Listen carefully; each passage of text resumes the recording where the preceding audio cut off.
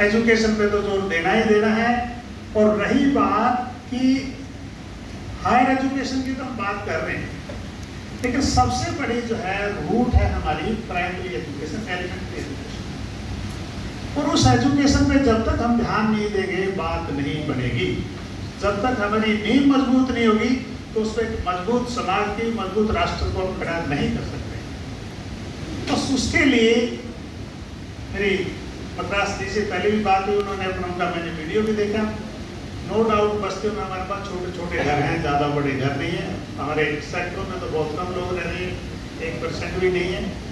तो बच्चे को सबसे पहला जो हमारी जिम्मेवारी माँ बाप की, एक अच्छा एनवायरनमेंट दे पढ़ाई लिखाई का। जब तक उसका अच्छा परिवेश नहीं देंगे तो बात नहीं बनेगी। और अच्छा परिवेश में पहले ही ये है कि बच्चे को एक पढ़ने के लिए अगर हम एक रूम दे देते हैं, मैं माफी के साथ चाहूँगा, हमारे कुछ साथी एक रूम हमने अपने जाना देवी देवताओं के लिए अलग से दे रखा है। वो जनरल कास्ट में भी हम सारे उसी में लोग हैं। अगर हमारा 2 या रूम में दे, हमने उनको दे, आप उनको भी दो, आपकी श्रद्धा आस्था का विषय वो सब्जेक्ट है, लेकिन एक रूम बच्चों को पढ़ाई के लिए जरूर दे।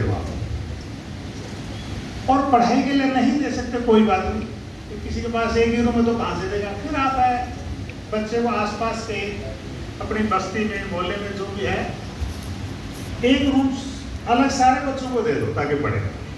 इंडिपेंडेंट बच्चों में कंपटीशन की भावना भी आएगी, एक दूसरे से सीखेंगे, और एक आध माँ बाप जाएगा तो बच्चों को देखेंगे। फिर वो भी अगर नहीं दे सकते कोई बात नहीं, जगह जगह डिस्ट्रिक्ट लेवल में काफ़ी लाइब्रेरियाँ खुली हुई है, हमारे डिस्ट्रिक्ट की लाइब्रेरी भी है, आसपास के मोहल्लों में भी है। वहाँ बच्चों को लेके जाओ, साथ में विजिट करो, बच्चे खुद उसमें जाए पढ़े, तो वहाँ एक एनवायरनमेंट और परिवेश मिले। हो सकता है 5 साल में जिसके पास घर नहीं है, बड़ा घर हो जाए और हो सकती है। तो एट प्रेजेंट की सिचुएशन में जो हमारे पास का माहौल है, उसके हिसाब से हमें समाज को आगे बढ़ाना है। और रही बात, जैसे अभी तो लाइब्रेरी के भी मोस्टली साथ में भी पढ़ाने बच्चों के लिए।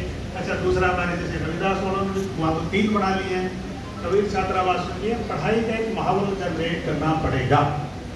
और रही बात हमारे स्कूल के अंदर, जब मैं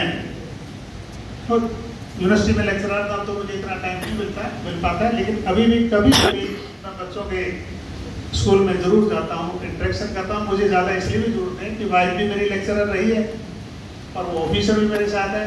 जो काम मुझे करने के वो ज़्यादातर वो फैमिली इनिशियल लेवल पे थी, हम गाँव में रहते थे, तो भाई के सभी बच्चों के लिए मैं उनके स्कूल में भी जाता था, ट्यूशन में भी जाता था, और वो सब बच्चे आज पोस्ट ग्रेजुएट भी हो गए, PhD भी कर गए।